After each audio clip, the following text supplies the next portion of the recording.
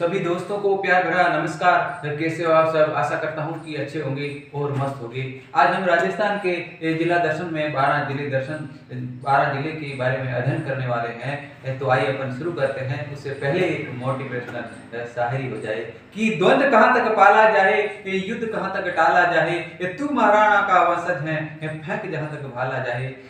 दोस्तों, आप शुरू करने जा रहे हैं, उससे पहले आप वीडियो को लाइक और चैनल को सब्सक्राइब कर लें। उससे बाद में अपन आगे बढ़ते हैं 12 जिला के बारे में कि किस प्रकार से उसका राजस्थान में महत्व है, उसके बारे में अध्ययन करते हैं।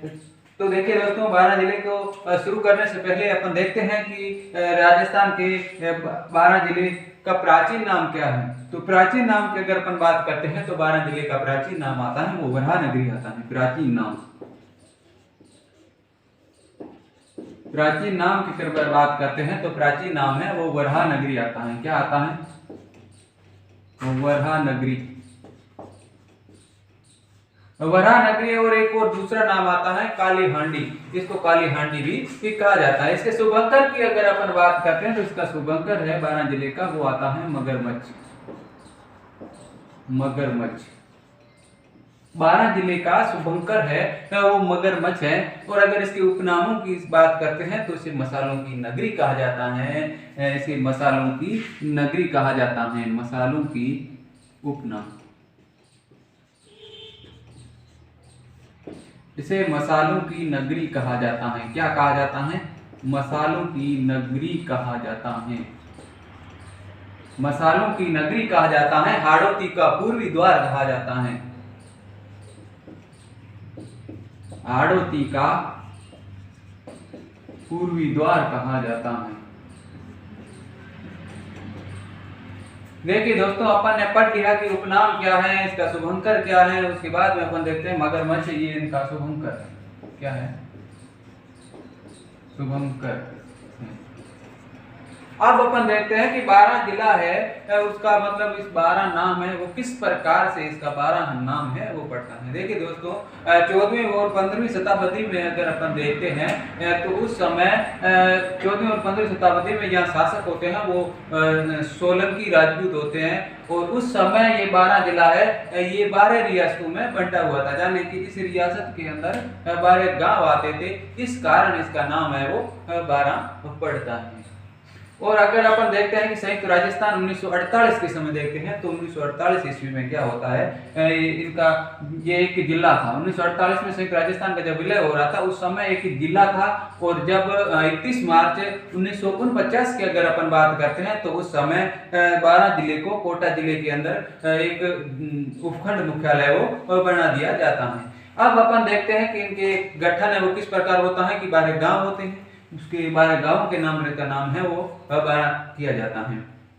प्राचीन में 14वीं 15वीं शताब्दी में यहाँ पर सोलंकी राजपूतों का शासन था, उस समय इसका नाम है वो 12 पड़ता है। अब अपन देखते हैं कि इनका भौगोलिक दृष्टिकोण है वो किस प्रकार है कि ये 12 जिला है वो राजस्थान के किस दिशा में स्थित है। तो देखिए दोस्तों, अपन राजस्थान का मानचित्र ही बना लेते हैं, उसके माध्यम से समझेंगे कि 12 जिले की स्थिति है वो किस प्रकार है। देखिए दोस्तों, अपन यहाँ देखते हैं कि 12 जिला है वो यहाँ पर इस प्रकार है वो स्थित है। जाने की ये होगी अपने दक्षिण दिशा, ये होगी पूर्व दिशा।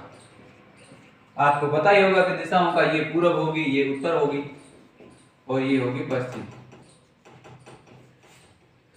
यानी कि 12 जिला है वो यहाँ पर स्थित है। यानी कि राजस्थान के दक्षिण पूर्व में 12 जिला है वो स्थित है। उसके बाद में अपन देखते हैं कि 12 जिले से कौन कौन से जिले हैं जो राजस्थान के हैं तो वो सीमा साझा करते हैं। तो राजस्थान के 2 जिले सीमा साझा करते हैं। 12 जिले के साथ में राजस्थान के 2 जिले सीमा साझा करते हैं। कौन कौन से आते हैं? ऊपर से अपन पूर्व में देखते हैं कि उत्तर पूर्व में देखते हैं तो कोटा जिला सीमा बनाता है। और दक्षिण पश्चिम में अगर अपन देखते हैं तो झालावाड़ जिला है वो सीमा बनाता है। ये तो हो गए राजस्थान के जिले हैं जो 12 जिले के साथ सीमा साझा करते हैं। इसके 12 जिले के साथ में एक राज्य भी सीमा साझा करता है जिसका नाम है मध्य प्रदेश। इस यहाँ से मध्य प्रदेश राज्य है जो सीमा साझा करता है।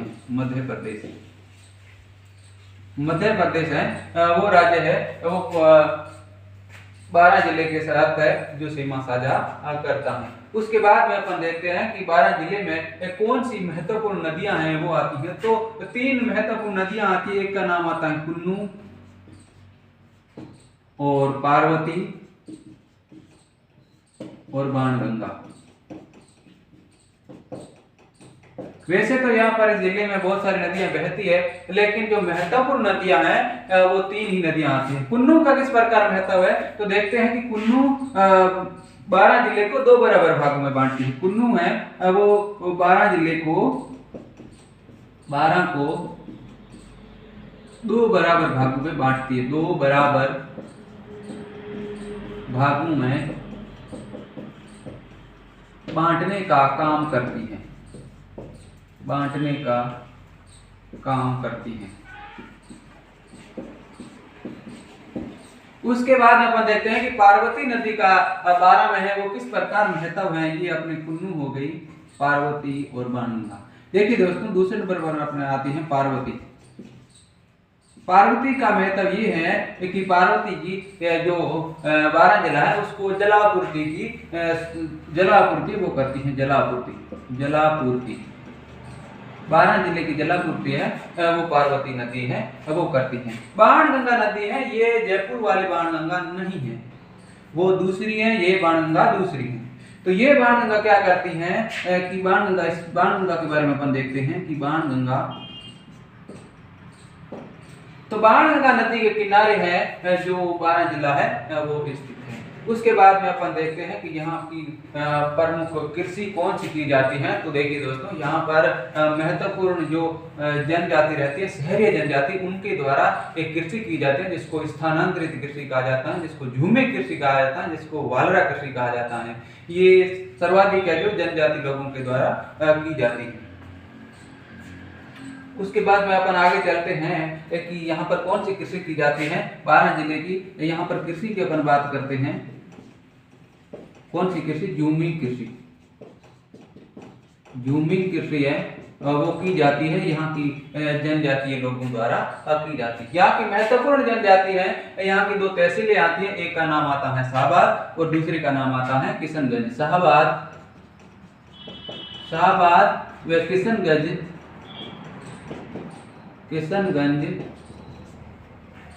इन तहसीलों में, इन 2 तहसीलों में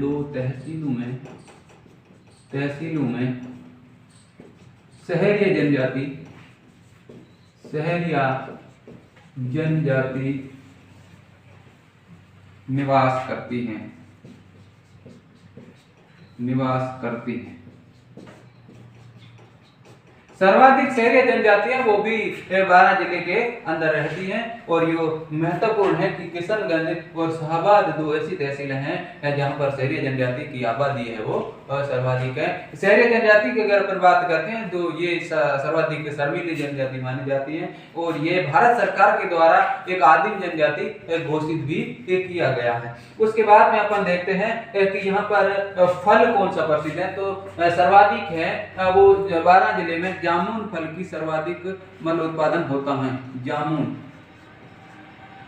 जामुन फल का सर्वाधिक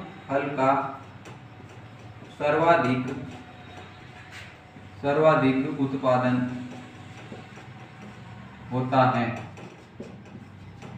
जामुन फल का सर्वाधिक उत्पादन है वो 12 जिले के अंदर होता है। उसके बाद में 12 जिले में अपन देखते हैं कि यहाँ पर कौन कौन से वन्य जीव अभयारण्य हैं। तो 2 वन्य जीव अभयारण्य, एक का नाम है शेरगढ़ वन्य जीव अभयारण्य आता है जिसको मतलब सांपों की शरण स्थली कहा जाता है। सांपों की शरण स्थली वो वहाँ के सिरोंजी नाम का वृक्ष है वो प्रसिद्ध है।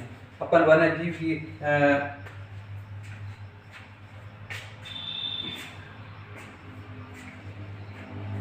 देखिए दोस्तों, अपन अभयारण्य की बात करते हैं। 2 वन्य जीव अभयारण्य आते हैं। एक का नाम आता है शेरगढ़ और दूसरा आता है सोरसन। सोरसन अभ्यारण्य है। दो अभ्यारण्य आते हैं। शेरगढ़ की अपन बात करते हैं। शेरगढ़ को सांपों की शरण इसलिए कहा जाता है, यहाँ पर चिरौंजी वृक्ष है वो प्रसिद्ध है। और सोरसन की अगर अपन बात करते हैं तो सोरसन है वो मतलब वो भी इस 12 जिले के अंदर आता है। ये वन्य अभ्यारण्य घास के मैदान के रूप में भी जाना जाता है। सोरसन एक आखेट निषेध क्षेत्र भी आता है। सोरसन आखेट निषेध क्षेत्र भी है। आखेट निषेध क्षेत्र भी है। सोरसन एक आखेट निषेध क्षेत्र भी है। वहां पर क्या है कि मतलब भारत का प्रथम मतलब गोडावण ब्रीडिंग सेंटर है वो इस सोरसन के अंदर है वो खोला जाता है। उसके बाद में अपन देखते हैं कि यहाँ पर कौन कौन से पशु संपदा की अगर अपन बात करते हैं तो यहाँ पर कौन कौन से पशु संपदा में तो इसको उतार लीजिए। इसके बाद अपन आगे बढ़ते हैं पशु संपदा के बारे में बात करते हैं।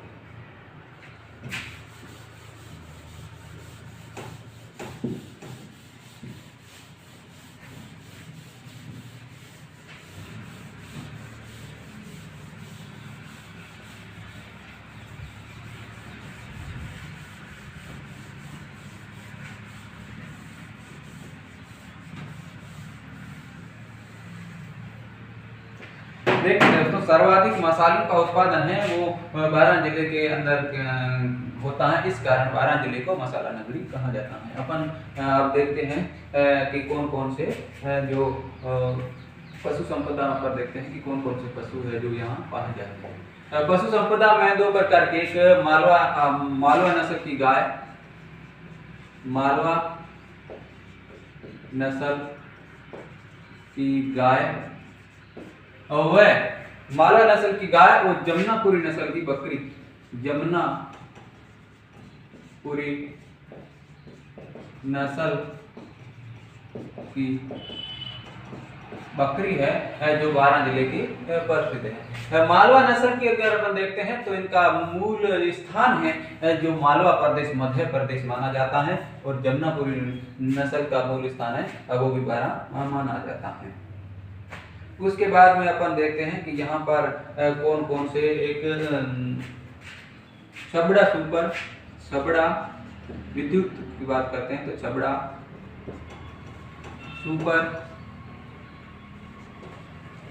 सुपर क्रिटिकल थर्मल पावर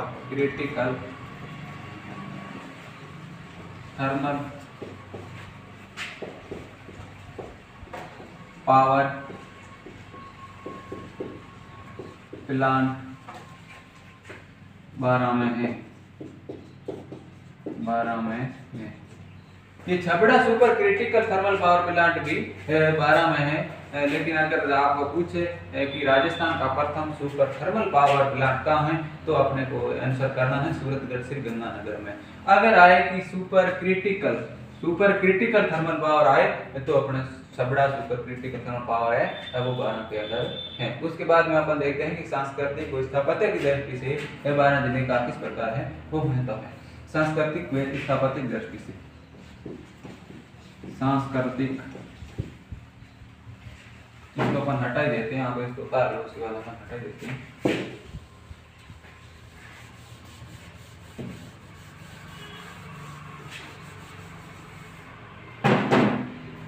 सांस्कृतिक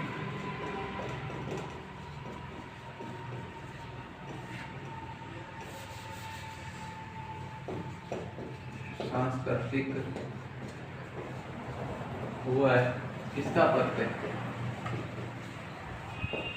की दृष्टि से महत्व, यानी कि 12 जिले का सांस्कृतिक व स्थापत्य की दृष्टि से किस प्रकार महत्व है उसके बारे में अपन जान लेते हैं। सबसे पहले अपन देखते हैं तो यहाँ पर एक दुर्ग आता है जिसका नाम है शेरगढ़ दुर्ग।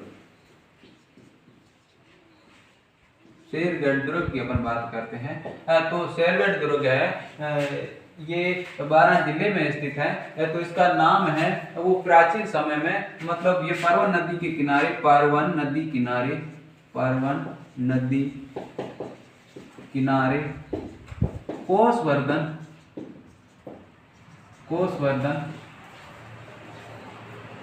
पहाड़ी पर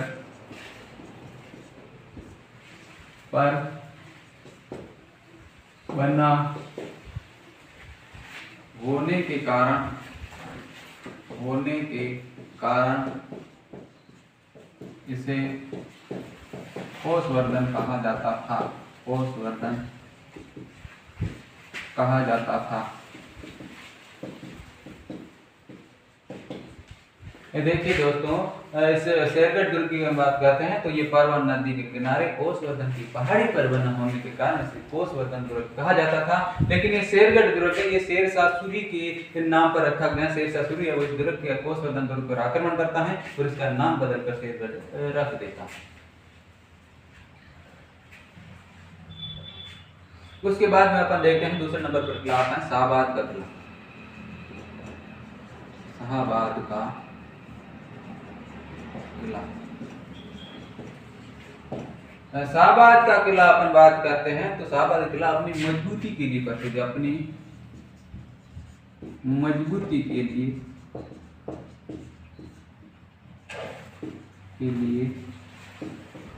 जाना जाता है। शाहबाद किले के अगर अपन बात करते हैं तो ये अपनी मजबूती के लिए जाना जाता है। और इस किले के अंदर है वो नवल बाण तोप है। कौन सी रखी हुई है? नवल बाण तोप रखी हुई है। तोप रखी हुई है। अगर अपने को पूछे कि जयगढ़ की जय बाण तोप कहाँ है तो अपना जयगढ़ का किला जयपुर आएगा। अगर पूछे कि कड़क बिजली धुड़धानी शंभू बाण ये कहाँ है तो ये जोधपुर के मेहरानगढ़ किले में स्थित है। अगर पूछे कि नवल बाण तोप कहाँ है तो अपने उत्तर करना है कि शाहबाद का किला 12 के अंदर है, वो है नवल बाण तोप है, वो वहां पर स्थित है।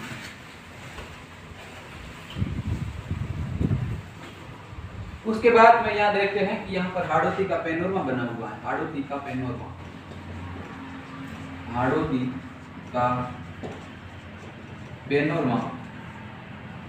भी 12 में बना हुआ है। यानी कि हाड़ौती का पैनोरमा है वो भी 12 जिले के अंदर बना हुआ है। उसके बाद में अपन देखते हैं कि सीताबाड़ी के मेले की अपन बात करते हैं तो सीताबाड़ी का मेला है वो कुछ करता है। इसका मतलब है सीताबाड़ी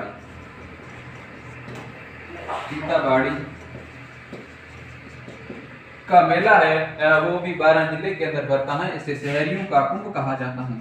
शहरियों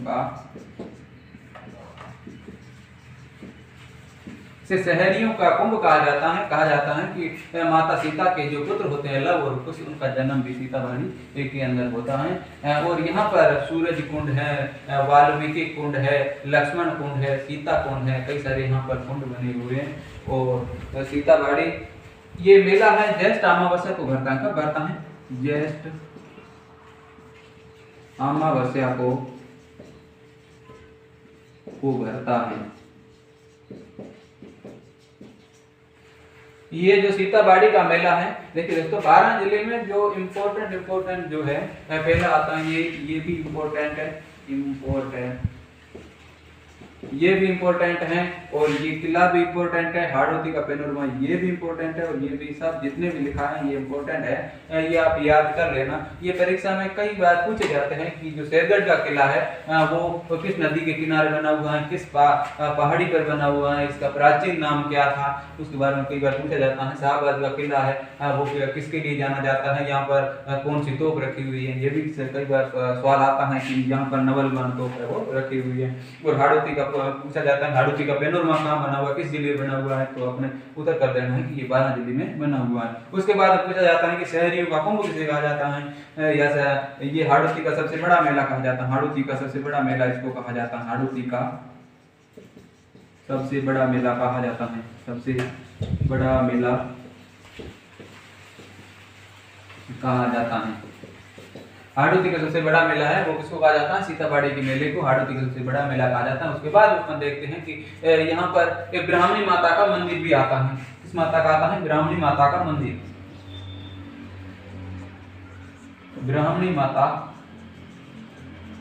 मंदिर। ब्राह्मणी माता के मंदिर की अगर अपन बात करते हैं तो इनका मेला है माघ शुक्ल सप्तमी को भरता है। ब्राह्मणी माता का मेला है जो माघ शुक्ल सप्तमी को भरता है। माघ शुक्ल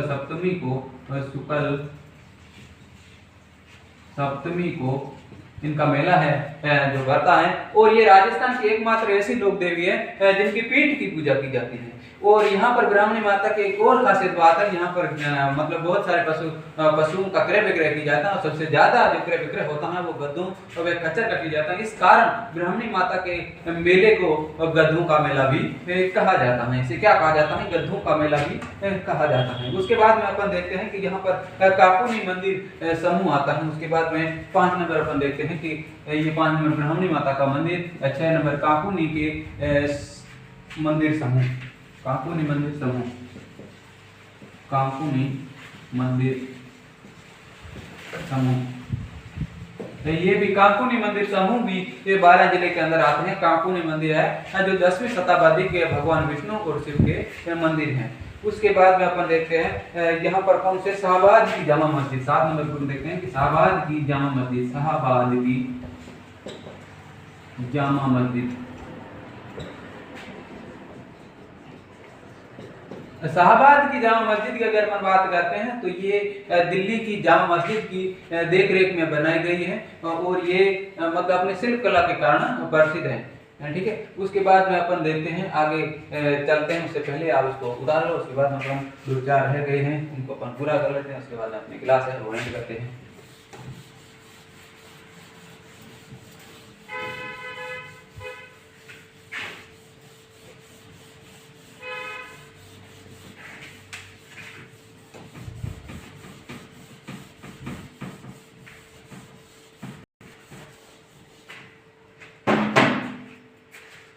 यहाँ पर एक प्रसिद्ध मेला आता है, कौन सा? रामगढ़ का भंड देवरा मंदिर। रामगढ़ भंड देवरा मंदिर, भंड देवरा मंदिर। ये रामगढ़ का भंड देवरा है, ये मंदिर है जो 12 जिले के अंदर आता है। मतलब ये अपने मतलब वास्तुकला के कारण प्रसिद्ध है। मतलब इसकी वास्तुकला है वो खजुराहो से मिलती जुलती है। इस कारण इसे राजस्थान का मिनी खजुराहो कहा जाता है। क्या कहा जाता है? राजस्थान का मिनी खजुराहो, मिनी खजुराहो कहा जाता है। इसे क्या कहा जाता है? इसे राजस्थान का मिनी खजुराहो वो कहा जाता है।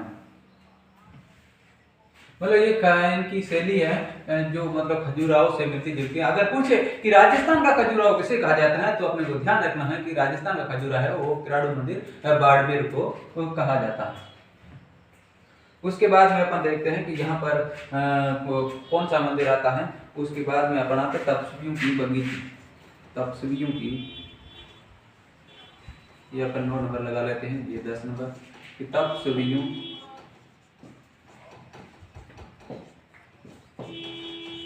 की बगीची। अगर अपन तपस्वियों की बगीचे की बात करते हैं तो वो भी 12 जिले के अंदर आते हैं। और यहाँ पर एक प्रसिद्ध आता है वो आता है स्थान आता है कन्यादह विलासगढ़, कन्यादह विलासगढ़, कन्यादह विलासगढ़ की अगर अपन बात करते हैं तो ये 12 जिले के अंदर आता है। यहाँ पर एक महत्वपूर्ण घटना होती है। यहाँ क्या होता है? यहाँ का शासक होता है कीर्ति, उसकी राजकुमारी होती है। उसके रूप को देखकर औरंगजेब है वो आसक्त हो जाता है और अपने सैनिकों को आदेश देता है कि उसको उठा कर लेके आओ। इस कारण वो अपने को बताइए कि अपने स्वाभिमान को बचाने के लिए अपने राजस्थान है वो किसी भी हद तक जा सकते हैं। तो वो क्या करती हैं कि वो सोचती है कि अगर मैं औरंगजेब की रानी बनूं इससे अच्छा है कि मैं अपने आत्महत्या कर लूं। वो क्या करती हैं कि राजकुमारी होती है वो आत्महत्या कर लेती है। इस कारण औरंगजेब है वो इस विलासगढ़ को नष्ट कर देता है, जिसके कारण ये पूरा ध्वस्त हो जाता है, ये नष्ट हो जाता है। पहले तो ये एक नगर के रूप में विकसित था लेकिन बाद में ये एक नष्ट हो जाता है। वर्तमान में अगर अपन देखते हैं तो यहाँ पर सिर्फ घने जंगल ही है और कुछ नहीं। ये था कन्यादह विलासगढ़। उसके बाद में अपन देखते हैं कि यहाँ की नेक नाम बाबा की दरगाह भी स्थित है। नेक नाम बाबा की दरगाह, वो भी 12 के अंदर आती है। उसके बाद में औषधि जी की बावड़ी है, औषधि जी की बावड़ी, औषधि जी की बावड़ी, औषधि जी की बावड़ी, औषधि जी की बावड़ी है, वो भी बायना जिले के अंदर स्थित है। और एक दूसरा आता है अपने 14 नंबर पर लिख देते हैं कि मामा भांजा का मंदिर, मामा भांजा, मामा भांजा मंदिर। मामा भांजा का मंदिर की बात करते हैं तो ये गड़गच देवालय, ये मामा भांजा का मंदिर वो गड़गच में स्थित है। गड़गच देवालय भी कहा जाता है इसको, गड़गच देवालय कहा जाता है, देवालय कहा जाता है। और ये 1812 में स्थित है। उसके बाद में यहाँ पर देखते हैं कि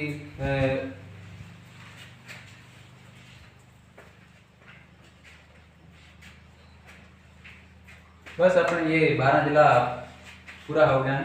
उससे पहले बाद में अपन शायरी हो जाए अपनी कि पूरी धरा साथ दे तो और बात है, अगर तुम जरा साथ दो तो और बात है। चलने को तो एक पैर पर भी चलती है दुनिया, अगर दूसरा साथ दे तो और बात है। जय हिंद, जय भारत।